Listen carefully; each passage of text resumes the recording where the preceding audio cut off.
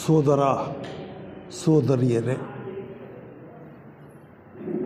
ಜೀವನ್ಮುಕ್ತ ಮಹಾಶಯರಿಗೆ ನಮನಗಳನ್ನು ಸಲ್ಲಿಸ್ತಾನ ವೇದಿಕೆಯಲ್ಲಿರುವಂತಹ ಮಹಾಶಯರಿಗೂ ಕೂಡ ವಂದನೆಗಳನ್ನು ಹೇಳ್ತಾನ.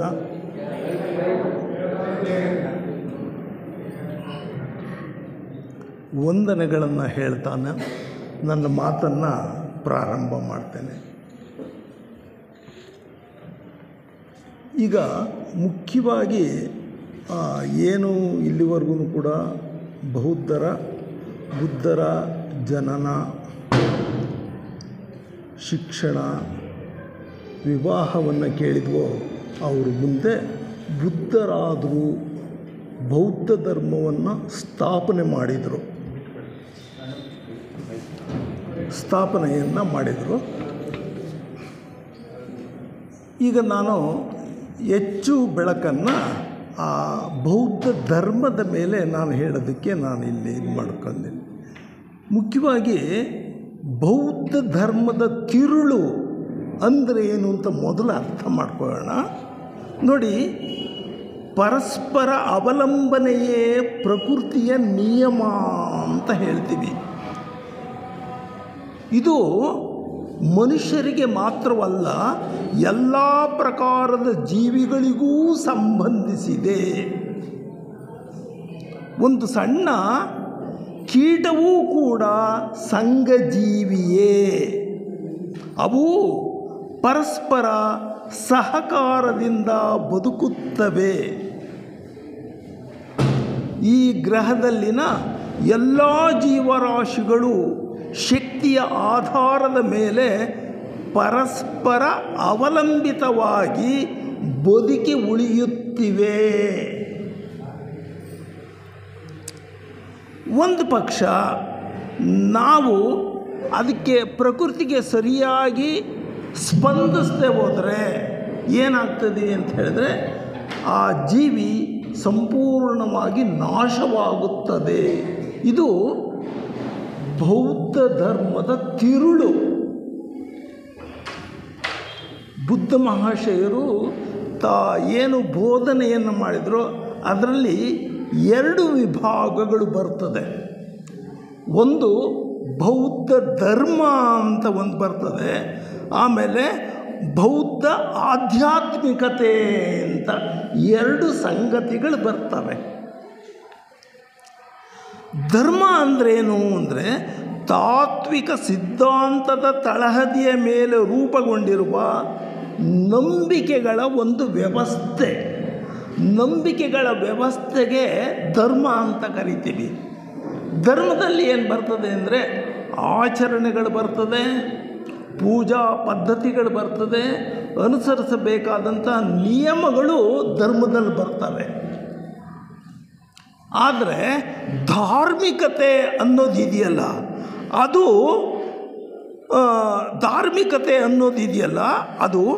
ಮಾನವೀಯ ಗುಣಗಳಾದ ಪ್ರೀತಿ, ಅನುಕಂಪ, ತಾಳ್ಮೆ, ಸಹನೆ, ಕ್ಷಮಾಗುಣ, ಹೊಂದಾಣಿಕೆ ಇತ್ಯಾದಿಗಳಿಗೆ ಸಂಬಂಧಪಟ್ಟಿದೆ. ಯಾವುದು? ಆಧ್ಯಾತ್ಮಿಕತೆ ಅನ್ನೋದು.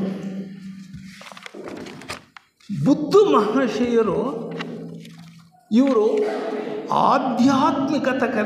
ಆಧ್ಯಾತ್ಮಿಕತೆಗೆ ಹೆಚ್ಚು ಒಲವನ್ನು ಕೊಡ್ತಾರೆ. ಮಹಾತ್ಮ ಗಾಂಧಿಯವರು ಒಂದು ಕಡೆ ಹೇಳ್ತಾರೆ, ಧರ್ಮವಿಲ್ಲದೆ ಬದುಕಬಹುದು, ಆದರೆ ಆಧ್ಯಾತ್ಮಿಕತೆ ಇಲ್ಲದೆ ಬದುಕಲಾರೆವು ಅಂತ ಹೇಳ್ತಾರೆ. ಧಾರ್ಮಿಕತೆಯ ಗುಣ ಏನು? ಪ್ರೀತಿ, ಅನುಕಂಪ, ಸಹನೆ ಎಲ್ಲವನ್ನೂ ಒಳಗೊಂಡಿರುವ ಒಂದು ಶಕ್ತಿ ಧಾರ್ಮಿಕತೆ ಅಂತ. ಈ ಧಾರ್ಮಿಕತೆ ಬೌದ್ಧ ಮತದ ತಿರುಳು ಮತ್ತು ನೈತಿಕ ಜೀವನಕ್ಕೆ ಹೆಚ್ಚು ಒತ್ತನ್ನು ಕೊಡುತ್ತದೆ. ಇದು ಬೌದ್ಧ ಧರ್ಮದ ತಿರುಳನ್ನು ಮೊದಲು ನಾವು ಅರ್ಥವನ್ನು ಮಾಡ್ಕೊಳ್ಬೇಕಾಗ್ತದೆ. ಈಗ ಬುದ್ಧ ಅಂದ್ರೇನು? ಒಂದು ಪ್ರಶ್ನೆಯನ್ನು ಹಾಕ್ಕೊಂಡ್ರಾಗ ಬುದ್ಧ ಅಂದರೆ ತನ್ನನ್ನು ತಾನು ತಿಳಿದುಕೊಂಡುವನು ಎಂಬ ಅರ್ಥವನ್ನು ಕೊಡ್ತದೆ. ಇವರು ಒಂದು ವಿಶೇಷತೆ ಏನು ಇವ್ರದ್ದು ಈಗಾಗಲೇ ಹೇಳಿದ್ದಾರೆ. ಇವರು ಹುಟ್ಟಿದ್ದು, ಜ್ಞಾನ ಪಡೆದಿದ್ದು, ನಿರ್ವಾಣ ಹೊಂದಿದ್ದು ಎಲ್ಲವೂ ವೈಶಾಖ ಹುಣ್ಣಿಮೆಯ ದಿನವೇ ಆಗಿದೆ. ಈ ಪವಿತ್ರ ದಿನವನ್ನು ಬುದ್ಧ ಜಯಂತಿ ಅಂತ ಆಚರಿಸ್ತೀವಿ, ಅದು ಬಿಡೋಣ. ಆಮೇಲೆ ಥಿಯಾಸಫಿಗೂ ಬುದ್ಧರಿಗೂ ಕೂಡ ನಿಕಟವಾದಂತಹ ಒಂದು ಸಂಪರ್ಕ ಇದೆ. ಯಾಕೆ ಅಂತ ಹೇಳಿದ್ರೆ ಬುದ್ಧರು ಜೀವನ್ಮುಕ್ತರಲ್ಲಿ ಒಬ್ಬರು, ಶ್ವೇತರ್ಷಿ ಸಂಘದ ಪ್ರಮುಖರವರು, ಅಂತರಂಗ ಸರ್ಕಾರ ಅಂತ ಏನು ನಾವು ಥಿಯಾಸಫಿಯಲ್ಲಿ ಹೇಳ್ತೀವೋ ಅದರ ಪ್ರಧಾನರು ಆಗಿರ್ತಾರೆ ಅವರು. ಈಗ ಏನು ಅವರ ಜಯಂತಿಯನ್ನು ವೈಶಾಖ ಶುದ್ಧ ಹುಣ್ಣಿಮೆಯೆಂದು ಅವರು ಸ್ಥೂಲ ಲೋಕಕ್ಕೆ ಬರ್ತಾರೆ, ಜನಗಳಿಗೆ ಆಶೀರ್ವಾದವನ್ನು ಮಾಡ್ತಾರೆ ಅಂತ ಅವರು ಪ್ರತಿ ವರ್ಷವೂ ಕೂಡ ಬರ್ತಾರೆ. ಅದನ್ನು ಈಗಾಗಲೇ ಹೇಳಾಗಿದೆ ಸ್ನೇಹಿತರೆ. ಈಗ ಬುದ್ಧರು ಏನು ಜ್ಞಾನವನ್ನು ಪಡಿತಾರೆ, ಈ ಬುದ್ಧರ ದೃಷ್ಟಿಯಲ್ಲಿ ಮಹನೀಯರು ಬುದ್ಧನನ್ನು ಅರ್ಥ ಮಾಡಿಕೊಂಡಿರೋದು ಈ ರೀತಿ ಇದೆ. ವಿವೇಕಾನಂದರು ಬುದ್ಧರನ್ನು ಯಾವ ಥರ ಅರ್ಥ ಮಾಡಿಕೊಂಡಿದ್ರು? ಗೌತಮ ಬುದ್ಧರು ಕರ್ಮಯೋಗವನ್ನು ಅನುಷ್ಠಾನ ಮಾಡಿದವರು. ಆದರೆ ರಾಧಾಕೃಷ್ಣನ್ರವರು ಹೇಳ್ತಾರೆ ಬುದ್ಧರು ನೈತಿಕ ಬದುಕಿಗೆ ಆದ್ಯತೆಯನ್ನು ನೀಡ್ತಾರೆ, ಉಪನಿಷತ್ತಿನ ಸಾರವನ್ನು ನೀಡ್ತಾರೆ, ಋಷಿ ಧರ್ಮವನ್ನು ನವೀಕರಿಸ್ತಾರೆ. ಇದು ರಾಧಾಕೃಷ್ಣನವರ ಅಭಿಪ್ರಾಯವಾಗಿತ್ತು. ಹಾಗೆಯೇ ಮಹಾತ್ಮ ಗಾಂಧಿಯವರು ಏನು ಹೇಳ್ತಾರೆ ಬುದ್ಧರ ಬಗ್ಗೆ? ಬುದ್ಧರ ಬೋಧನೆಗಳು ಹಿಂದೂ ಧರ್ಮದ ಅವಿಭಾಜ್ಯ ಭಾಗವಾಗಿದೆ. ಬುದ್ಧರು ಮಹಾನ್ ತ್ಯಾಗಿ, ಪರಿಶುದ್ಧಾತ್ಮ, ಇವರನ್ನು ಏಷ್ಯಾದ ಜ್ಯೋತಿ, ಜಗತ್ತಿನ ಜಗಜ್ಯೋತಿ ಅಂತ ಹೇಳಿಬಿಟ್ಟು ಮಹಾತ್ಮ ಗಾಂಧಿಯವರ ಬುದ್ಧನನ್ನು ಕೊಂಡಾಡಿದ್ದಾರೆ ಸ್ನೇಹಿತರೆ. ಇವರು ಲೌಕಿಕ ಜೀವನ ಈಗಾಗಲೇ ಮಾಸ್ಟರ್ ಹೇಳಿಬಿಟ್ಟಿದ್ದಾರೆ. ಕ್ರಿಸ್ತಪೂರ್ವ 6ನೇ ಶತಮಾನದಲ್ಲಿ ಕಪಿಲವಸ್ತು ಅಂತ ರಾಜ್ಯ ಇತ್ತು. ಶಾಕ್ಯ ವಂಶದ ದೊರೆ ಶುದ್ಧೋಧನ, ತಾಯಿ ಮಾಯಾವತಿ ಅಂತ. ಸಿದ್ಧಾರ್ಥನ ಜನನ ಲುಂಬಿನಿ ಗ್ರಾಮದಲ್ಲಿ ಆಗುತ್ತೆ ಅಂತ ಹೇಳಿದ್ದಾರೆ. ಆದರೆ ಗೌತಮರು ಹುಟ್ಟಿದ ಕೆಲವೇ ದಿನಗಳಲ್ಲಿ ತಾಯಿಯ ಸಾವು ಬರ್ತದೆ. ಆಮೇಲೆ ತನ್ನ ಚಿಕ್ಕಮ್ಮನ ಆಶ್ರಯದಲ್ಲಿ ಬೆಳೀತಾನೆ. ಮಹಾರಾಜ ಆಟೋಮೆಟಿಕ್ಕಾಗಿ ಇವನಿಗೆ ಯುದ್ಧದ ವಿದ್ಯೆಯನ್ನು ಕಲಿಸ್ಕೊಡ್ತಾನೆ. ಅವನನ್ನು ಹೆಚ್ಚು ಸುಖದಲ್ಲಿ ಸಾಕ್ತಾನೆ.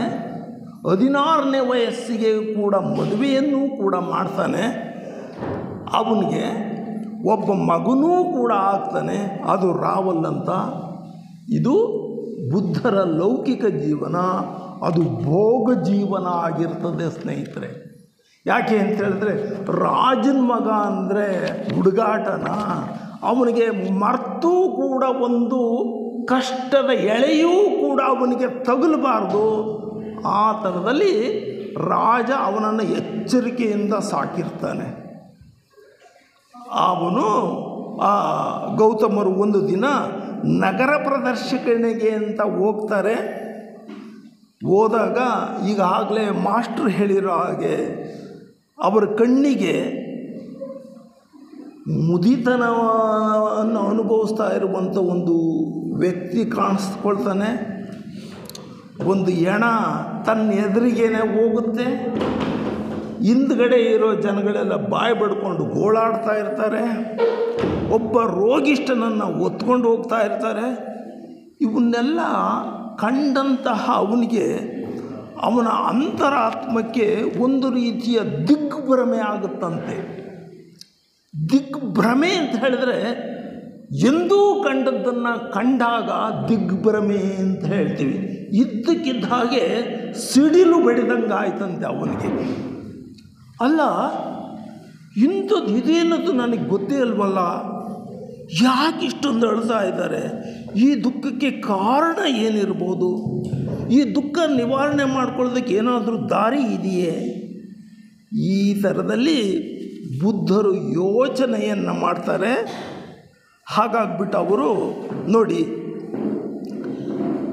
ನಾನು ದುಃಖಕ್ಕೆ ಕಾರಣವನ್ನು ಕಂಡುಹಿಡಿಯಲೇಬೇಕು ಎಂಬ ದೃಢ ಸಂಕಲ್ಪವನ್ನು ಮಾಡ್ತಾರೆ. ಅಧಿಕಾರ, ಭೋಗ ಜೀವನ ಎಲ್ಲವನ್ನೂ ತ್ಯಾಗ ಮಾಡಿ ಅರಮನೆಯಿಂದ ಹೊರ ನಡೀತಾರೆ. 6 ವರ್ಷಗಳ ಕಾಲ ಘೋರ ತಪಸ್ಸನ್ನು ಮಾಡ್ತಾರೆ ಸ್ನೇಹಿತರೆ. ದೇಹ 6 ವರ್ಷಗಳ ಕಾಲ ದೇಹ ಕೃಶವಾಗುತ್ತದೆ.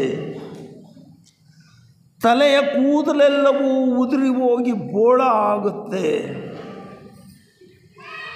ಆದರೂ ಕೂಡ ಮನಸ್ಸಿನ ಏಕಾಗ್ರತೆ ಇದೆಯಲ್ಲ, ಅದು ದಿನದಿನಕ್ಕೂ ವೃದ್ಧಿ ಆಗ್ತಾನೆ ಹೋಗ್ತದೆ.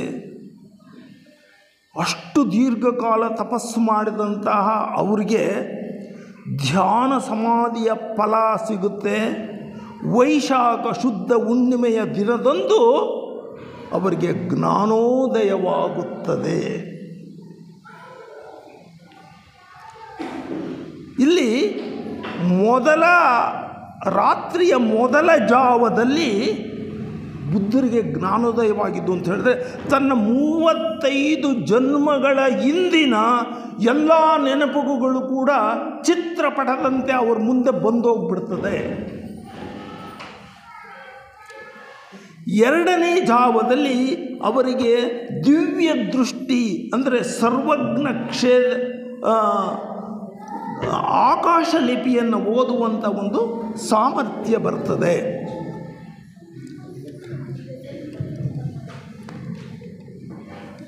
ಎಸ್,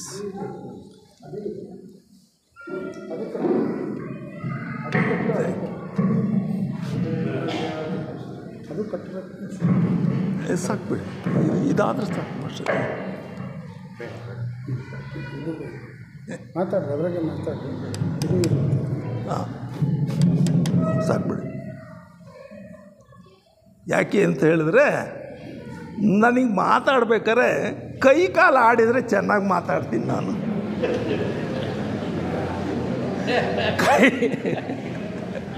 ಕೈ ಕಾಲು ಆಡಿದರೆ ಚೆನ್ನಾಗಿ ಮಾತಾಡ್ತೀನಿ ನಾನು. ಕೈ ಕಾಲು ಆಡಲಿಲ್ಲ ಅಂದರೆ ಎಲ್ಲಿ ಮೈಗೆ ಬಿದ್ದು ಹೋಗ್ಬಿಡ್ತದೋ ಅಂತ ನನ್ನ ಮಾತುಗಳೇ ಮರ್ತೋಗ್ಬಿಡ್ತದೆ. ಸಾರಿ, ಕ್ಷಮಿಸ್ರಿ. ಎಸ್, ಇಲ್ಲಿ ಇದು ನಾನು ಮತ್ತೆ ಅದು ನನ್ನ ದೌರ್ಬಲ್ಯ. ಕ್ಷಮೆ ಇರಲಿ. ಆಯಿತು, ಓಕೆ, ಇರಲಿ. ಇವರಿಗೆ 2ನೇ ಜಾವದಲ್ಲಿ ಅಂತ ಹೇಳಿದ್ರೆ 3ರಿಂದ 4 ಗಂಟೆ ಸಮಯದಲ್ಲಿ ಇವರಿಗೆ ಆಕಾಶ ಲಿಪಿಯನ್ನು ಓದುವಂತಹ ಸಾಮರ್ಥ್ಯ ಬರ್ತದೆ. ಅಂದರೆ ದಿವ್ಯ ದೃಷ್ಟಿ ಅಂತ ಹೇಳ್ತೀವಿ ಸ್ನೇಹಿತರೆ. ಅಂತಹ ದಿವ್ಯ ದೃಷ್ಟಿ ನಮ್ಮ ಥಿಯಾಸಫಿಕಲ್ ಸೊಸೈಟಿಯ ಲೆಡ್ಬೀಟರ್ ಸಾಹೇಬ್ರಿಗಿತ್ತು. ಅಂತ ದಿವ್ಯ ದೃಷ್ಟಿ ಅಂತ ಹೇಳಿದರೆ ನೋಡಿ, ಮನುಷ್ಯ ಏನೇನು ಮಾಡ್ತಾನೋ, ಒಳ್ಳೇದು ಮಾಡೋದು ಕೆಟ್ಟದ್ದು ಮಾಡೋದು ಎಲ್ಲವೂ ಕೂಡ ಒಂದು ಆಕಾಶದಲ್ಲಿ ಚಿತ್ರಪಟದಂತೆ ಮೂಡಿ ಬರ್ತದೆ. ಯಮನ ಕ್ಲರ್ಕು ಚಿತ್ರಗುಪ್ತ ಅವನು, ನಾವು ಮೇಲಕ್ಕೆ ಹೋದಾಗ, ಎಲ್ಲರೂ ಹೋಗ್ತೀವಲ್ಲ ಮೇಲಕ್ಕೆ ಹೋದಾಗ ಇವೊಂದು ಏನು ಕತೆ ಹೇಳಪ್ಪ ಚಿತ್ರಗುಪ್ತ ಅಂತ ಕೇಳಿದರೆ, ಆ ಚಿತ್ರಗುಪ್ತರು ಆಕಾಶ ಲಿಪಿಯನ್ನು ನೋಡಿಬಿಟ್ಟು ಓದಿ ಇವನಿನ್ನಿಂಥ ಕೆಲಸವನ್ನು ಮಾಡಿದ್ದಾನೆ ಅಂತ ಹೇಳ್ತಾನೆ. ಇಂತಹ ಜ್ಞಾನವನ್ನು ನಾವು ಆಕಾಶ ಲಿಪಿಯನ್ನು ಓದುವ ಜ್ಞಾನ ಅಂತ ಹೇಳ್ತೀವಿ, ದಿವ್ಯ ದೃಷ್ಟಿ ಅಂತ ಹೇಳ್ತೀವಿ ಸ್ನೇಹಿತರೆ. ಅಂತಹ ದಿವ್ಯ ದೃಷ್ಟಿ ಬುದ್ಧ ಮಹಾಶಯರಿಗಾಗುತ್ತೆ. ಮೂರನೇ ಜಾವದಲ್ಲಿ ಪ್ರಪಂಚದ ದುಃಖಕ್ಕೆ ಕಾರಣ, ದುಃಖ ನಿವಾರಣೆಯ ಮಾರ್ಗವೂ ಕೂಡ ಅವರಿಗೆ ಅರಿವಾಗುತ್ತದೆ. ಅಷ್ಟೇ ಅಲ್ಲ, ಅವರಿಗೆ ಮತ್ತೊಂದು ಜ್ಞಾನ ಬರ್ತದೆ. ಅವ್ರು ಹೇಳ್ತಾರೆ, ಜ್ಞಾನವನ್ನು ಕಂಡಿಡ್ಕೊಳ್ತಾರೆ, ಇಂದ್ರಿಯ ಸುಖವನ್ನು ಒಂದು ಗುರಿಯಾಗಿ ಇಟ್ಟುಕೊಳ್ಳುವುದು ನೈತಿಕ ಪತನವಾಗುತ್ತದೆ. ದೇಹವನ್ನು ದಂಡಿಸುವುದೂ ಕೂಡ ಚಿತ್ರಹಿಂಸೆಯಾಗುತ್ತದೆ. ಇವೆರಡೂ ಒಳ್ಳೆಯದಲ್ಲ. ಅವರು ಒಂದು ಮಧ್ಯ ಮಾರ್ಗ ಅವರಿಗೆ ಗೋಚರವಾಯಿತು. ಆ ಮಧ್ಯ ಮಾರ್ಗವನ್ನು ಹಿಡಿದು ಬುದ್ಧರು ಬೋಧನೆಯನ್ನು ಪ್ರಾರಂಭ ಮಾಡ್ತಾರೆ. ಈ ಬೋಧನೆಯ ಕೆಲವೇ ಸಂಗತಿಗಳು ಅಂತ ಹೇಳಿದ್ರೆ, ಅವರು ಬೋಧನೆಯ ಮುಖ್ಯ ಉದ್ದೇಶ, ಅವ್ರು ಕಂಡುಹಿಡ್ಕೊಂಡಿದ್ದು ಜ್ಞಾನ, ಜಗತ್ತಿನ ವಸ್ತುಗಳೆಲ್ಲ ಅಸ್ಥಿರ, ಆತ್ಮವೊಂದೇ ಅಮರ. ಇದನ್ನು ಅರಿತು ಜನನ ಮರಣ ರಹಿತವಾದ ನಿರ್ವಾಣದ ಕಡೆಗೆ ನಡೆಯಿರಿ, ಅದಕ್ಕಾಗಿ ಶ್ರಮಿಸಿರಿ ಅಂತ ಇವರು ಹೇಳ್ತಾ ಹೋಗ್ತಾರೆ ಸ್ನೇಹಿತರೆ. ಹೀಗೆ ಈ ಬೋಧನೆಯನ್ನು ಅವರು ಸುಮಾರು 45 ವರ್ಷಗಳ ಕಾಲ ಅವರು ಬೋಧನೆಯನ್ನು ಮಾಡ್ತಾರೆ. ನಮ್ಮ ರಾಷ್ಟ್ರದ ಬಾವುಟದಲ್ಲಿರುವಂತಹ ಧರ್ಮಚಕ್ರ ಏನಿದೆಯೋ ಅದು ಬುದ್ಧನ 24 ತತ್ವಗಳನ್ನು ಪ್ರತಿನಿಧಿಸುತ್ತದೆ ಅಂತ ಹೇಳ್ತೀವಿ ಸ್ನೇಹಿತರೆ. ಈಗ ಬೌದ್ಧ ಧರ್ಮದಲ್ಲಿ 2 ಥರದ ಶಾಖೆಗಳಿದ್ದಾವೆ. ಒಂದು ಮಹಾಯಾನ ಶಾಖೆ ಅಂತ, ಇನ್ನೊಂದು ಹೀನಾಯಾನ ಶಾಖೆ ಅಂತ, 2 ಶಾಖೆಗಳು. ಮಹಾಯಾನ ಶಾಖೆಯ ಲಕ್ಷಣ ಏನು ಅಂತ ಹೇಳಿದರೆ, ಯಾರೊಬ್ಬರ ಸಹಾಯವೂ ಇಲ್ಲದೆ ಒಂಟಿಯಾಗಿ ತಾವೇ ಮೋಕ್ಷವನ್ನು ಸಂಪಾದಿಸಿಕೊಳ್ಳುವುದು, ನಂತರ ಆ ಜ್ಞಾನವನ್ನು ಇತರೆಯವರಿಗೆ ಉಣಬಡಿಸುವುದು. ಇದು ಮಹಾಯಾನದ ಲಕ್ಷಣ. ಇನ್ನೊಂದು ಹೀನಾಯಾನದ ಪಂಗಡ ಅಂತ ಇದೆ, ಅದು ಗೃಹಸ್ಥರಿಗೆ ಸಂಬಂಧಪಡ್ತದೆ. ಅವರೇನು ಹೇಳ್ತಾರೆ, ಧರ್ಮದ ಬೋಧನೆಗಳನ್ನು ಕಿವಿಯಿಂದ ಕೇಳಿಸ್ಕೊಳ್ತಾರೆ, ಅದರ ಅನುಷ್ಠಾನವನ್ನು ಕೂಡ ಮಾಡ್ತಾರೆ, ಮಾಡಿಬಿಟ್ಟು ನಂತರ ಸಿದ್ಧಿಯನ್ನು ಪಡೀತಾರೆ. ಇದು ಸಾಮಾನ್ಯ ಜನರು ಅನ್ವಯಿಸುವಂತಹ ಒಂದು ಪದ್ಧತಿಯಾಗಿದೆ. ಯಾವಾಗ ಬುದ್ಧರಿಗೆ ಜ್ಞಾನೋದಯವಾಗುತ್ತೋ ಬಳಿಕ ಅವರು ಬುದ್ಧರು ಎಲ್ಲೆಡೆ ಸಂಚರಿಸುತ್ತಾ ತನ್ನ ಹುಟ್ಟೂರು ಕಪಿಲವಸ್ತುಗೂ ಕೂಡ ಬರ್ತಾರಂತೆ ಅವರು. ಈ ಸುದ್ದಿ ತಂದೆ ಶುದ್ಧೋಧನಿಗೆ ತಲುಪುತ್ತೆ. ಬಹಳ ಸಂತೋಷನೂ ಪಡ್ತಾನೆ. ಯಾಕೆ ಅಂದರೆ ಸನ್ಯಾಸಿ ಆಗಲು ಹೊರಟಂತಹ ಮಗ ಪುನಃ ವಾಪಸ್ ಬರ್ತಾನೆ, ರಾಜ್ಯವನ್ನು ಅವನು ವಹಿಸ್ಕೊಳ್ತಾನೆ ಅನ್ನೋದು ಖುಷಿಯಲ್ಲಿರ್ತಾನೆ. ಅರಮನೆಗೆ ಬಂದಾಗ ಶುದ್ಧೋಧನ ಹೇಳ್ತಾನೆ, ಮಗನೇ, ನಿನಗೆ ನನ್ನ ಈ ಸಾಮ್ರಾಜ್ಯವನ್ನು ನೀಡಲು ಸಿದ್ಧನಿರುವೆ, ದಯವಿಟ್ಟು ಒಪ್ಪಿಸಿಕೋ. ಆಗ ಬುದ್ಧ ಏನು ಹೇಳ್ತಾರೆ, ಎಲೈ ದೊರೆಯೇ, ನಿಮಗೆ ನನ್ನ ಬಗ್ಗೆ ಇರುವಂತಹ ಪ್ರೀತಿ ವಾತ್ಸಲ್ಯ ಎಲ್ಲವೂ ನನಗೆ ಅರ್ಥ ಆಗುತ್ತೆ. ನನ್ನ ಮಗ ಸನ್ಯಾಸಿ ಆದನಲ್ಲ ಎಂಬ ದುಗುಡವೂ ಕೂಡ ನಾನು ಅದನ್ನು ಅರ್ಥ ಮಾಡ್ಕೊಳ್ತೇನೆ. ಆದರೆ ನೀವು ನನಗೆ ತೋರಿಸುವಂತಹ ಪ್ರೀತಿಯನ್ನು ನಿನ್ನ ರಾಜ್ಯದ ಪ್ರಜೆಗಳಿಗೆ ತೋರಿಸಿ ಆಗ ನಿನ್ನ ರಾಜ್ಯದಲ್ಲಿ 100 ಬುದ್ಧರು ಜನಿಸ್ತಾರೆ ಅಂತ ಅವರು ಅದನ್ನು ಹೇಳ್ತಾನೆ. ಅದನ್ನು ಆ ಪದವಿಯನ್ನು ತಿರಸ್ಕರಿಸ್ಬಿಡ್ತಾರೆ. ಅನಂತರ ತನ್ನ ಮಗ ರಾಹುಲನಿಗೆ, ಈಗಾಗಲೇ ಬೆಳೆದು ದೊಡ್ಡನಾಗಿರ್ತಾನೆ ಅವನು ಹೇಳ್ತಾನೆ, ಮಗನಿಗೆ ಕರೆದು ಹೇಳ್ತಾನೆ, ಶರೀರದ ರೂಪಗಳು ವೇದನೆಗಳು ನಾನು ಅಂತ ತಿಳ್ಕೋಬೇಡ. ಶರೀರದ ಕಠಿಣ ಭಾಗಗಳು, ಮೂಳೆ ಮಾಂಸಗಳು, ಜಲಧಾತುಗಳು ಎಲ್ಲವೂ ನಾಶವಾಗುತ್ತವೆ. ಇವುಗಳು ನಾನೇ ಎಂಬ ಭ್ರಮೆಗೆ ಒಳಗಾಗಬೇಡ. ಮೈತ್ರಿ ಭಾವನೆಯನ್ನು ಹೊಂದು, ಆಗ ಆಟೋಮೆಟಿಕ್ಕಾಗಿ ದ್ವೇಷ ಹಿಂಸೆಗಳು ತೊಲಗುತ್ತವೆ ಅಂತ ಮಗನಿಗೆ ಆಶೀರ್ವಾದವನ್ನು ಹೇಳ್ತಾರೆ. ಹೀಗೆ ಬುದ್ಧರು ಆ ಕಪಿಲವಸ್ತುವಿನ ಸುತ್ತಮುತ್ತ ಅವರು ತಮ್ಮ ಬೋಧನೆಯಲ್ಲಿ ಮುಖ್ಯವಾಗಿ ಅವ್ರು ಹೇಳೋದು ಬೋಧನೆಯಲ್ಲಿ ಅಂತ ಹೇಳಿದ್ರೆ ಪ್ರೇಮದ ಸ್ವರೂಪವನ್ನು ಇವರು ತಮ್ಮ ಬೋಧನೆಯಲ್ಲಿ ಅಳವಡಿಸ್ಕೊಂಡಿರ್ತಾರೆ. ಅವರು ಹೇಳ್ತಾರೆ, ಬುದ್ಧರ ಬೋಧನೆ ಹೇಳ್ತದೆ, ಅದು ಎಲ್ಲ ಜೀವಿಗಳೊಂದಿಗೆ ಪರಿಶುದ್ಧ ಪ್ರೇಮದಿಂದ ನಡೆದುಕೊಳ್ಳುವುದರಿಂದ ಜಗತ್ತಿನಲ್ಲಿ ದ್ವೇಷ, ರೋಷ, ಕ್ರೌರ್ಯ ಮತ್ತು ಹಿಂಸೆಗಳನ್ನು ತೊಡೆದು ಹಾಕಬಹುದು. ಇರುವುದು ಒಂದೇ ಧರ್ಮ, ಇದೇನೇ ಹೃದಯ ಭಾಷೆ ಅಂತ ಹೇಳ್ತಾರೆ.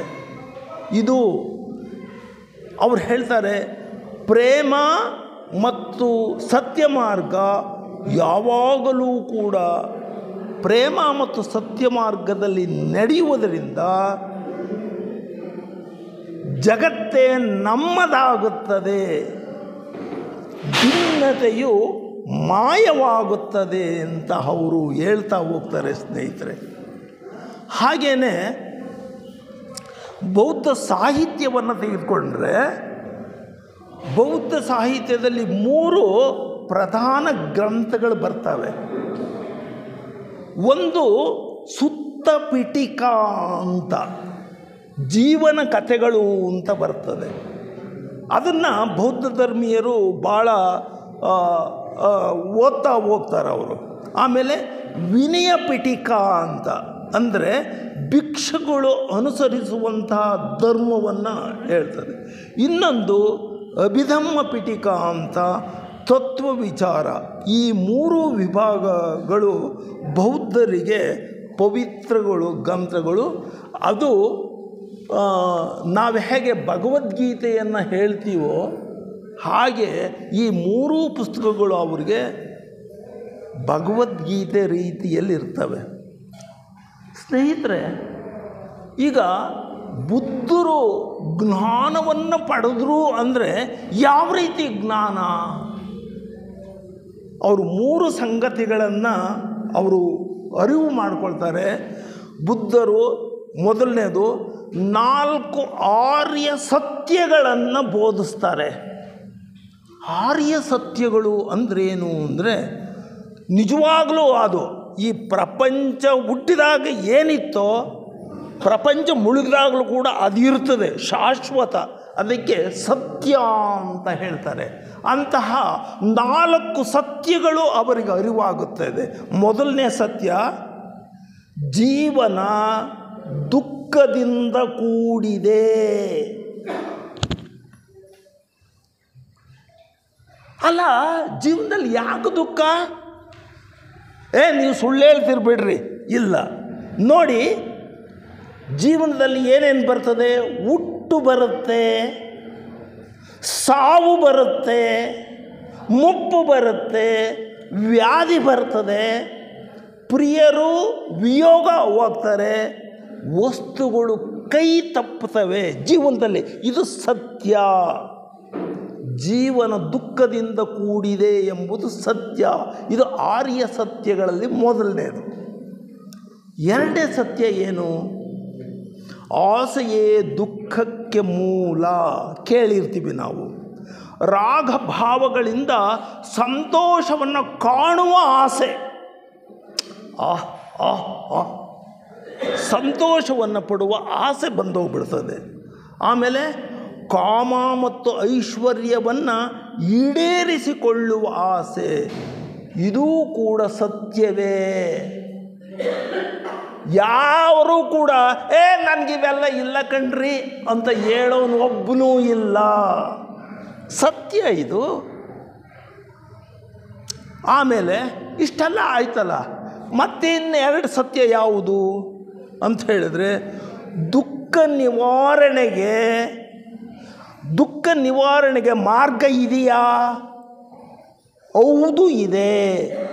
ಆಸೆಯನ್ನು ದೂರ ಮಾಡ್ಕೊಳ್ಳೋಕ್ಕೆ ಮಾರ್ಗ ಇದೆಯಾ? ಇದೆ. ಅದು ಮೂರನೇ ಸತ್ಯ. ಏನದು ಅಂತ ಹೇಳಿದರೆ, ವೈರಾಗ್ಯದಿಂದ ಆಸೆ ನಿಶ್ಶೇಷವಾಗುತ್ತದೆ. ವೈರಾಗ್ಯ ಸಾಕು ಸಾಕು ಅಂದಾಗಲೇ ನಿಮಗೆ ಆಸೆ ದೂರ ಹೋಗುತ್ತೆ. ಬೇಕು ಅಂದಾಗಲೇ ಆಸೆ ತಬ್ಬಿಕೊಳ್ಳುತ್ತೆ. ಸಾಕು ಸಾಕು ಅಂದಾಗ ದೂರ ಹೋಗುತ್ತದೆ. ಇದು ಮೂರನೇ ಸತ್ಯ. ನಾಲ್ಕನೇ ಸತ್ಯ ಅಂದರೆ, ಅಲ್ಲ ಇಷ್ಟೆಲ್ಲ ದುಃಖಗಳಿದೆಯಲ್ಲ, ದುಃಖ ನಿವಾರಣೆಗೆ ಮಾರ್ಗಗಳಿದಾವ? ಎಸ್, ಇದ್ದಾವೆ ಅನ್ನೋದೇ ಸತ್ಯ. ಅದನ್ನು ನಾನು ಮುಂದೆ ಹೇಳ್ತೀನಿ ಸ್ನೇಹಿತರೆ. ಇವಾಗ ನೋಡಿ, ನಾವೆಲ್ಲ ಬಂದಿದ್ದೀವಿ ಜಗತ್ತಿನಲ್ಲಿ ಸಿಗಾಕೊಂಡಿದ್ದೀವಿ. ನಾವೀಗ ಆ್ಯಕ್ಚುಯಲ್ಲಾಗಿ ಸಂಸಾರಕ್ಕೆ ಚಕ್ರಕ್ಕೆ ಸಿಗಾಕೊಂಡಿದ್ದೀವಿ. ಹುಟ್ಟು, ಜೀವಿಸುವುದು, ಸಾಯುವುದು, ಹುಟ್ಟುವುದು, ಜೀವಿಸುವುದು, ಸಾಯುವುದು. ಇದಕ್ಕೆ ನಾವು ಜೀವನ ಚಕ್ರದಲ್ಲಿ ಬಂದಿಯಾಗಿದ್ದೇವೆ. ಇಂತಹ 10 ಬಂಧನಗಳನ್ನು ಬುದ್ಧರು ಗುರುತಿಸ್ತಾರೆ. ಅದಕ್ಕೆ ಅವ್ರು ಹೇಳ್ತಾರೆ, ಅದಕ್ಕೆ ನಾವು ದಶಬಂಧನಗಳು ಅಂತ ಹೇಳ್ತಾರೆ. ಬುದ್ಧರು 10 ಬಂಧನಗಳನ್ನು ಪಟ್ಟಿ ಮಾಡ್ತಾರೆ. ಅವು ನಮ್ಮನ್ನು ಹೆಚ್ಚು ಬಂಧಿಸಿಬಿಡ್ತವೆ ನಮ್ಮನ್ನು. ನೋಡಿ, ಅವರು ಈ ಬಂಧನ ಬಗ್ಗೆ ಒಂದು ಕಥೆಯನ್ನು ಹೇಳ್ತಾ ಹೋಗ್ತಾರೆ ಸ್ನೇಹಿತರೆ.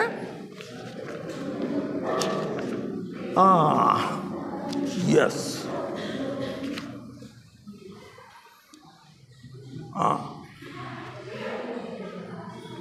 ಬಂಧನ ಹೆಂಗೆ ಆಗುತ್ತೆ ಅನ್ನೋದಕ್ಕೆ ಅವರು ಬುದ್ಧರ ಕಥೆಗಳಲ್ಲಿ ಒಂದು ಬರ್ತದೆ.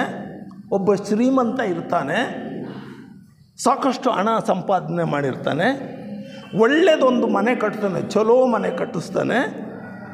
ಮನೆ ಕಟ್ಟಿಸಿ ಆದಮೇಲೆ ಕಾಶಿ ಯಾತ್ರೆಗೆ ಹೋಗ್ತಾನೆ, ವಾಪಸ್ ಬರ್ತಾನೆ. ವಾಪಸ್ ಬಂದಾಗ ಅವನ ಮನೆಗೆ ಬೆಂಕಿ ಬಿದ್ದು ಸುಟ್ಟೋಗಿರ್ತದೆ. ಇದು ಗೊತ್ತಾಗ್ತಿದ್ದಂಕಲೇ ಅವನು ಊರಿಗೆ ವಾಪಸ್ ಬರ್ತಿದ್ದಂಕಲೇ ಮನೆ ಸುಟ್ಟೋಗಿರೋದನ್ನು ನೋಡಿಬಿಟ್ಟು, ಅಯ್ಯೋ ನನ್ನ ಮನೆ ಸುಟ್ಟೋಗ್ಬಿಟ್ಟಿದೆಯಲ್ಲ ಅಂತ ದುಃಖದಿಂದ ಬಿದ್ದು ಒದ್ದಾಡ್ತಾನೆ. ದುಃಖವನ್ನು ಸಹಿಸ್ಕೊಳ್ಳೋಕ್ಕಾಗಲ್ಲ. ಏಕೆಂದರೆ ನನ್ನ ಮನೆ ಸುಟ್ಟೋಗಿದೆಯಲ್ಲ ಅಂತ. ಅವನು ದೊಡ್ಡ ಮಗ ಬರ್ತಾನೆ, ಅಪ್ಪ ಯಾಕಪ್ಪ ಇಷ್ಟು ಗೋಳಾಡ್ತಾ ಇದ್ದೀರಾ? ಯಾಕೆ ಅಂತ ಕೇಳ್ತೀಯಲ್ಲ, ನೋಡೋ ಅಲ್ಲಿ ಮನೆ ಸುಟ್ಟಿರೋದು ಗೊತ್ತಾಗಲ್ವೇನೋ ನಿನಗೆ? ಅಪ್ಪ ನೀನು ಹೋದಾಗ ಈ ಮನೆನ ನಾನು 80 ಲಕ್ಷಕ್ಕೆ ಮಾರಾಟ ಮಾಡಿಬಿಟ್ಟಿದ್ದೀನಿ. ನೀವು ಖರ್ಚು ಮಾಡಿದ್ದು 30 ಲಕ್ಷ, ನಾನು 80 ಲಕ್ಷಕ್ಕೆ ಖರ್ಚು ಮಾಡಿಬಿಟ್ಟಿದ್ದೀನಿ, ಮಾರಾಟ ಮಾಡಿಬಿಟ್ಟಿದ್ದೀನಿ ಅಂತ ಮಗ ಹೇಳ್ತಾನೆ. ಹೌದೇನೋ, ಮಾರಾಟ ಮಾಡಿಬಿಟ್ಟಿದೆಯೇನೋ? ಅಯ್ಯೋ ನನ್ನ ಮನೆ ಸುಟ್ಟೋಯ್ತು ಅಂತ ತಿಳ್ಕೊಂಡಿನೋ ಅಂತ ಅವನ ದುಃಖ ಏನಿತ್ತೋ ದುಃಖ ದೂರವಾಗುತ್ತದೆ.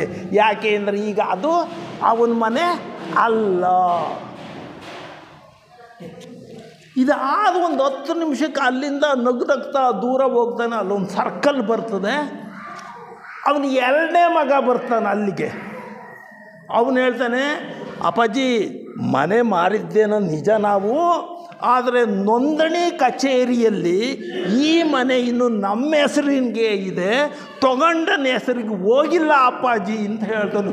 ಅಯ್ಯೋ ಹೌದೇನೋ, ಅಯ್ಯೋ ನನ್ನ ಕರ್ಮವೇ ಸುಟ್ಟೋಯ್ತಲ್ಲ ಅಂತ. ನೋಡಿ, ಈಗ ನನ್ನದು ಅನ್ನೋದು ಎಲ್ಲಿರ್ತದೆ, ಅದೇನೇ ಬಂಧನ. ಅದನ್ನೇ ಬುದ್ಧರು ಇಂತಹ 10 ಬಂಧನಗಳನ್ನು ಅವರು ತಮ್ಮ ಬೋಧನೆಯಲ್ಲಿ ಹೇಳ್ತಾ ಹೋಗ್ತಾರೆ ಸ್ನೇಹಿತರೆ. ಅವು 10 ಬಂಧನಗಳನ್ನು ನಾನು ನಿಮ್ಮ ಮುಂದೆ ಪ್ರಸ್ತುತಪಡಿಸ್ತಾ ಇದ್ದೀನಿ.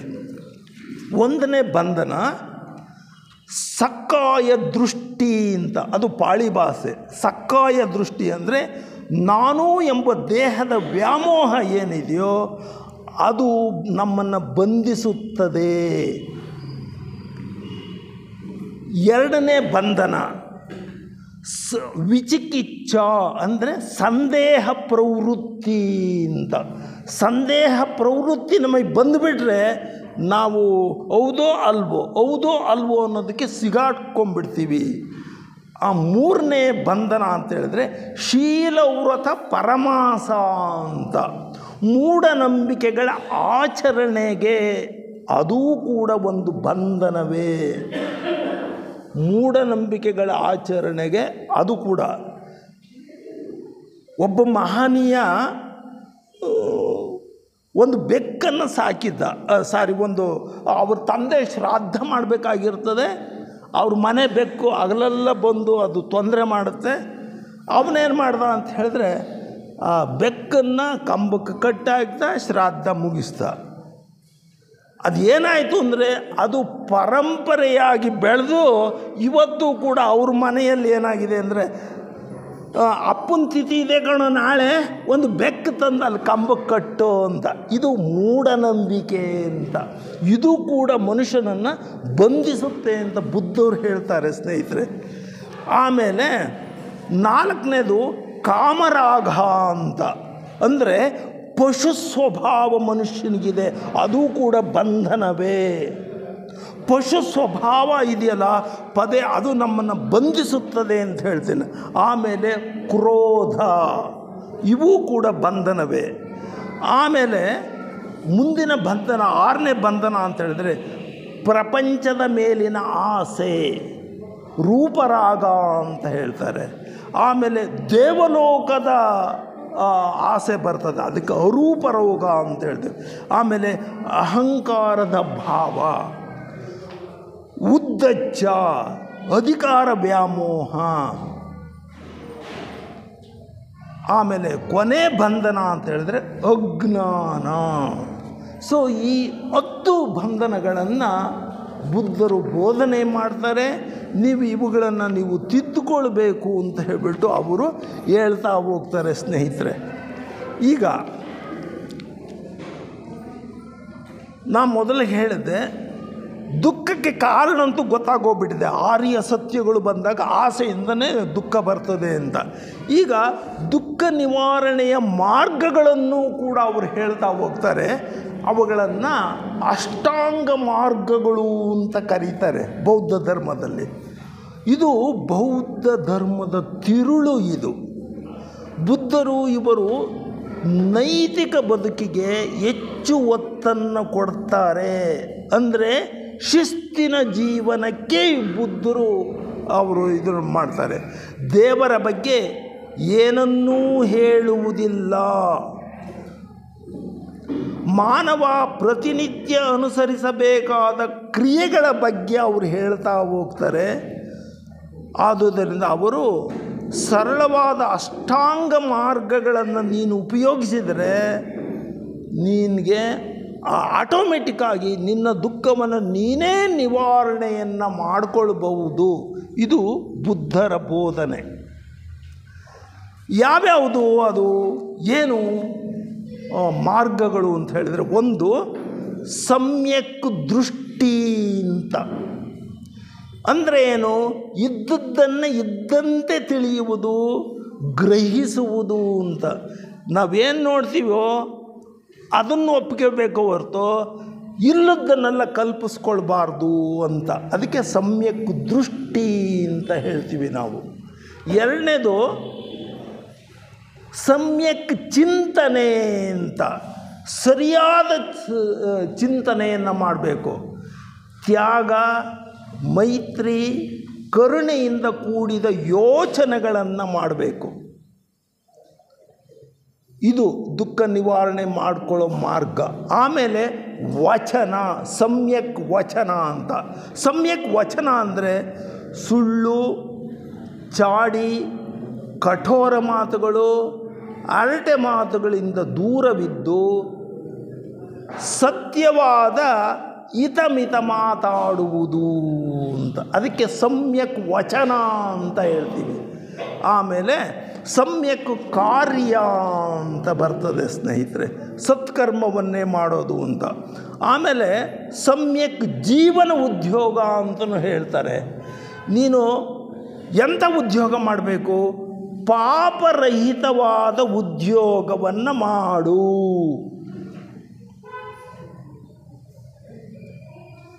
ಪಾಪರಹಿತವಾದ ಉದ್ಯೋಗವನ್ನು ಮಾಡು.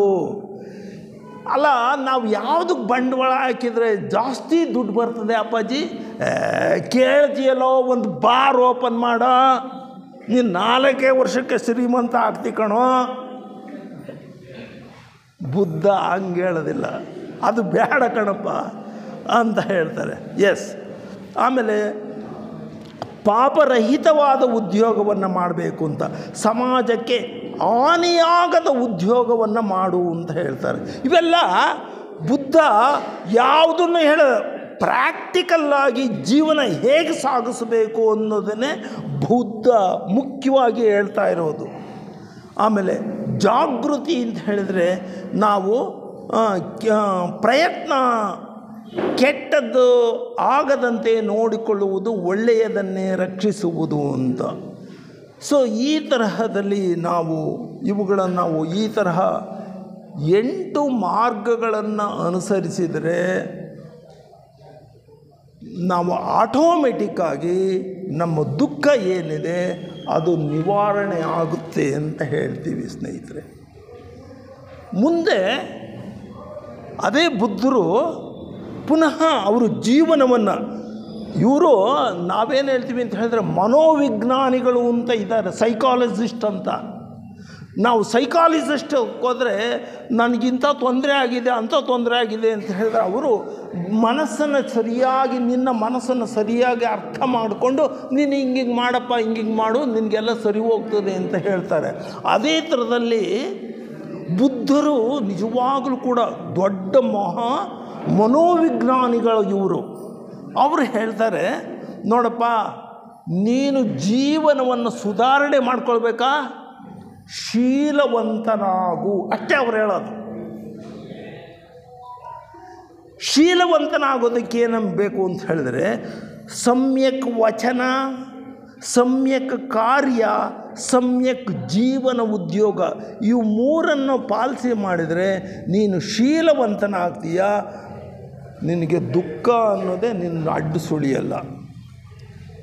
ಎರಡನೇದು ವಿಭಾಗ ಅಂತ ಹೇಳಿದ್ರೆ ನೋಡಿ, ಮನಸ್ಸಿನ ಸುಧಾರಣೆಯನ್ನು ಮಾಡ್ಕೊಳ್ಳೋದಕ್ಕೆ ಅವರು ಸಮಾಧಿ ಸ್ಥಿತಿಗೆ ಹೋಗಬೇಕು ಅಂತ ಹೇಳ್ತಾರೆ. ಅಂದರೆ ಧ್ಯಾನ ಮಾಡುವುದು ಅಂತ ಸ್ನೇಹಿತರೆ. ಧ್ಯಾನಕ್ಕೆ ಕೂತಾಗ ನನ್ನ ಮನಸ್ಸಿನ ಏನೇನು ಕಲ್ಮಶಗಳಿರ್ತವೋ ಎಲ್ಲ ಕಲ್ಮಶಗಳನ್ನು ನಾವು ದೂರ ಮಾಡ್ಕೊಳ್ಳೋದಕ್ಕೆ ಸಮಾಧಿ ಮತ್ತು ಧ್ಯಾನ ಭಾಳ ಮುಖ್ಯವಾಗಿರುವಂಥ ಸಂಗತಿ. ಇದು ಬುದ್ಧರು ಹೇಳೋದು. ಕೊನೆಗೆ ಅವ್ರು ಹೇಳ್ತಾರೆ, ಆಮೇಲೆ 3ನೇದು ಸತ್ಯದ ಅರಿವನ್ನು ಮಾಡ್ಕೊಳ್ಳೋದಕ್ಕೆ ಎಲ್ಲ ನಾವು ಪ್ರಜ್ಞೆಯನ್ನು ಉಂಟು ಮಾಡಿಕೊಳ್ಬೇಕು ಅಂತ. ಎಸ್, ಪ್ರಜ್ಞೆ ಅಂದರೆ ಸತ್ಯವನ್ನು ಕಾಣುವ ಕಣ್ಣು ಅಂತ. ಹೀಗೆ ಇವು ಬಹಳ ಮುಖ್ಯವಾಗಿ, ಅಂದರೆ ಈ ಸಲ ನಾನು ಸತ್ಯವಂತನಾಗ್ತೀನಿ ಕಣಪ್ಪ, ಆಮೇಲೆ ಶೀಲವನ್ನು ಕಾಪಾಡ್ಕೊಳ್ತೀನಿ, ಧ್ಯಾನನ ಮುಂದಿನ ಜನ್ಮದಲ್ಲಿ ಮಾಡ್ತೀನಿ ಅಂತಲ್ಲ. ಈ ಅಷ್ಟಾಂಗ ಮಾರ್ಗಗಳೇನಿದವೋ 8 ಮಾರ್ಗಗಳನ್ನು ಏಕಕಾಲದಲ್ಲಿ ನಮ್ಮ ಜೀವಿತದಲ್ಲಿ ಅಳವಡಿಸ್ಕೊಳ್ತಾ ಹೋದರೆ ನಾವು ದುಃಖ ನಿವಾರಣೆ ಆಗುತ್ತೆ ಅಂತ ಹೇಳ್ತೀವಿ ಸ್ನೇಹಿತರೆ. ಹಾಗೆಯೇ ಬೌದ್ಧ ಮತೀಯರು ಮೂರು ಸಂಗತಿಗಳಿಗೆ ಬೌದ್ಧ ಧರ್ಮೀಯರು ಶರಣಾಗ್ತಾರೆ. ಯಾರ್ಯಾರಿಗೆ ಶರಣಾಗ್ತಾರೆ ಅಂತ ಹೇಳಿದ್ರೆ, ಮೋಹವೆಂಬ ಕತ್ತಲೆಯನ್ನು ನಾಶ ಮಾಡಿದ ಬುದ್ಧನಲ್ಲಿ ಶರಣಾಗ್ತಾರೆ. ಇದಕ್ಕೆ ಅವ್ರು ಹೇಳ್ತಾರೆ ಬುದ್ಧಂ ಶರಣಂ ಗಚ್ಚಾಮಿ. ಆಮೇಲೆ ಯಾವ ಧರ್ಮದಿಂದ ಪಾಪದ ಗುಣಗಳು ನಾಶವಾದವೋ ಅಂತಹ ಧರ್ಮಕ್ಕೆ ಒಂದು ಸೆಲ್ಯೂಟ್, ಧರ್ಮಂ ಶರಣಂ ಗಚ್ಚಾಮಿ. ಹಾಗೆಯೇ ಯಾವ ಸಂಘದಿಂದ ನನ್ನ ದುಷ್ಟ ಗುಣಗಳೆಲ್ಲ ದೂರ ಆದವೋ ಅಂತಹ ಸಂಘಕ್ಕೆ ಶರಣು. ಆದ್ದರಿಂದ ಅವರು ಇದಕ್ಕೆ ನಾವು ಶರಣತ್ರಯಗಳು ಅಂತ ಕರೀತಾರೆ. ಇವು ಬುದ್ಧಂ ಶರಣಂ ಗಚ್ಚಾಮಿ, ಧಮ್ಮಂ ಶರಣಂ ಗಚ್ಚಾಮಿ, ಸಂಘಂ ಶರಣಂ ಗಚ್ಚಾಮಿ ಅಂತ. ಸ್ನೇಹಿತರೆ, ಇಲ್ಲಿವರೆಗೂ ಕೂಡ ನಾನು ಮುಗಿಸ್ಬಿಡ್ತೀನಿ.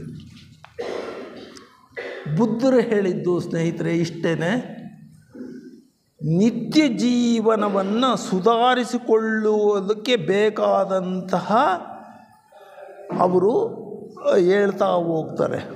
ಬುದ್ಧರ ಮುಖ್ಯವಾದ ಲಕ್ಷಣ ಏನು ಅಂತ ಹೇಳಿದರೆ, ವರ್ತಮಾನ ಜೀವಿತಕ್ಕೆ ಹೆಚ್ಚು ಒತ್ತನ್ನು ಕೊಟ್ಟು ಜೀವಿಸು ಅಂತ. ಆದ್ದರಿಂದ ಇಲ್ಲೊಂದಿದೆ, ಭೂತದಲ್ಲಿ ಉಳಿಯಬೇಡ. ಯಾವುದೋ ನಮ್ಮ ಅಪ್ಪನ ಕಾಲದಲ್ಲಿ ಆಗಿದ್ದು ನೆನೆಸ್ಕೊಂಡು ಕೂತ್ಕೋಬೇಡ ನೀನು, ಅದೆಲ್ಲ ಬಿಟ್ಬಿಡು. ಭೂತದಲ್ಲಿ ಉಳಿಯಬೇಡ, ಭವಿಷ್ಯದಲ್ಲಿ ವಿಹರಿಸಬೇಡ. ನಾಳೆ ಹಂಗಾಗ್ತೀನಿ ಹಿಂಗಾಗ್ತೀನಿ ಅಂತ ಆ ಥರ ಬೇಡ. ವರ್ತಮಾನದಲ್ಲಿ ವರ್ತಿಸು, ಅದೇ ಜೀವನ ಅಂತ ಹೇಳ್ತಾರೆ ಇದು ಬೌದ್ಧ ಧರ್ಮದ ಪ್ರಧಾನವಾದಂಥ ಸಂಗತಿ. ವರ್ತಮಾನದಲ್ಲಿ ನಾವು ಯಾರು ಜೀವಿಸ್ತಾರೋ ಅಂದರೆ, ಇಲ್ಲಿ ವರ್ತಮಾನದ ಜೀವನ ಅಂದರೆ ಎಚ್ಚರಿಕೆಯ ಜೀವನ ಅಂತ. ಯಾರು ಎಚ್ಚರದಿಂದ ಜೀವನ ಮಾಡ್ತಾರೋ ನಿಜವಾಗಲೂ ಕೂಡ ಅವನಿಗೆ ಯಾವುದೇ ಕಷ್ಟಗಳು ಇರೋದಕ್ಕೆ ಸಾಧ್ಯವೇ ಇಲ್ಲ. ಯಾಕೆಂದರೆ ಸದಾ ಎಚ್ಚರಿಕೆಯಲ್ಲಿರ್ತಾನಲ್ಲ, ಮೋಸ ಹೋಗೋದಕ್ಕೆ ಸಾಧ್ಯವೇ ಇಲ್ಲ. ಇದು ಬೌದ್ಧ ಧರ್ಮದ ಪ್ರಧಾನವಾದಂತಹ ಸಂಗತಿ ಸ್ನೇಹಿತರೆ. ಇದನ್ನೇ ನಮ್ಮ DVGಯವರು, ಗುಂಡಪ್ಪನವರು ಇದೇ ಸಾರಾಂಶವನ್ನು ಒಂದು ಪದ್ಯದಲ್ಲಿ ಕಟ್ಟಿಕೊಟ್ಟಿದ್ದಾರೆ. ಅವರು ಹೇಳ್ತಾರೆ, DVGಯವರು ಹೇಳ್ತಾರೆ, ಗೌರವಿಸು ಜೀವನವಾ,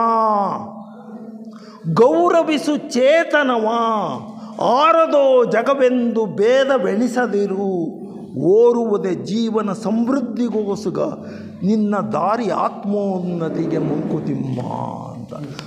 ಇನ್ನೊಂದು ಮಾತನ್ನು ಹೇಳಿ ನನ್ನ ಮಾತನ್ನು ಮುಗಿಸ್ತೀನಿ ಸ್ನೇಹಿತರೆ. ಏನದು ಅಂತ ಹೇಳಿದರೆ, ನೀವು ದಲೈ ಲಾಮಾ ಅಂತ ಕೇಳಿದ್ದೀರ. ಅವರು ಬೌದ್ಧ ಗುರುಗಳು. ಅವರು ಹೇಳ್ತಾರೆ, ಅವ್ರಿಗೆ ಒಂದು ನೋಬೆಲ್ 1989ರಲ್ಲಿ ದಲೈ ಲಾಮಾರವರಿಗೆ ನೋಬೆಲ್ ಪ್ರಶಸ್ತಿ ಬರ್ತದೆ. ಅವರು ಬೌದ್ಧ ಧರ್ಮದ ಗುರುಗಳು ಕೂಡ ಹೌದು. ಅವರು ಹೇಳ್ತಾರೆ, ಏನು ಹೇಳ್ತಾರೆ, ಬೌದ್ಧರು ನೈತಿಕ ಜೀವನಕ್ಕೆ ಹೆಚ್ಚು ಪ್ರಾಧಾನ್ಯತೆಯನ್ನು ಕೊಟ್ಟರು. ಜನರಲ್ಲಿ ದ್ವೇಷ, ಅಸೂಯೆಗಳಂಥ ಭಾವನೆಗಳು ನಮ್ಮನ್ನು ಅವು ಇಬ್ಬಾಗ ಜನರಲ್ಲಿ ದ್ವೇಷ, ಅಸೂಯೆಗಳಂಥ ಭಾವನೆಗಳು ನಾವು ಮತ್ತು ಅವರು ಎಂದು ಇಬ್ಬಾಗಿಸುತ್ತವೆ. ಯಾವಾಗ ಇಬ್ಬಾಗ ಆಗುತ್ತೋ ತಕ್ಷಣ ಒಬ್ಬ ಶತ್ರು ಅಲ್ಲಿ ಕಾಣಿಸ್ಕೊಳ್ತಾನೆ. ಇದೇ ಮುಂದುವರೆದು ನೀವು ನಿಮ್ಮ ಶತ್ರುಗಳಿಂದ ಸುತ್ತುವರೆಯಲ್ಪಡುತ್ತೀರಿ. ನೀವು ನಿಮ್ಮ ಶತ್ರುಗಳಿಂದ ಸುತ್ತುವರಿಯಲ್ಪಡ್ತೀರಿ, ಆದರೆ ಆ ಶತ್ರು ನಿಮ್ಮದೇ ಸೃಷ್ಟಿಯಾಗಿರುತ್ತದೆ. ಆದ್ದರಿಂದ ಅವರು ಮುಂದಕ್ಕೆ ಏನು ಹೇಳ್ತಾರೆ, ನಮ್ಮಲ್ಲಿ ಸಾಕಷ್ಟು ಧರ್ಮಗಳಿದ್ದಾವೆ, ಆದರೆ ಸಾಕಷ್ಟು ಒಳ್ಳೆಯ ಮನುಷ್ಯರಿಲ್ಲ. ನಾವು ಧರ್ಮದ ಬಗ್ಗೆ ಅತಿಯಾಗಿ ಮಾತಾಡುವುದು ಬೇಡ, ಯಾವುದು ಮಾನವೀಯವೋ ಅದರ ಬಗ್ಗೆ ಮಾತಾಡೋಣ. ಬೌದ್ಧ ಗುರು ದಲೈ ಲಾಮಾ. ಎಲ್ರಿಗೂ ನಮಸ್ಕಾರಗಳನ್ನು ಹೇಳ್ತಾ ನನ್ನ ಮಾತನ್ನು ಮುಗಿಸ್ತೇನೆ. ನಮಸ್ತೆ ನಮಸ್ತೆ ನಮಸ್ತೆ.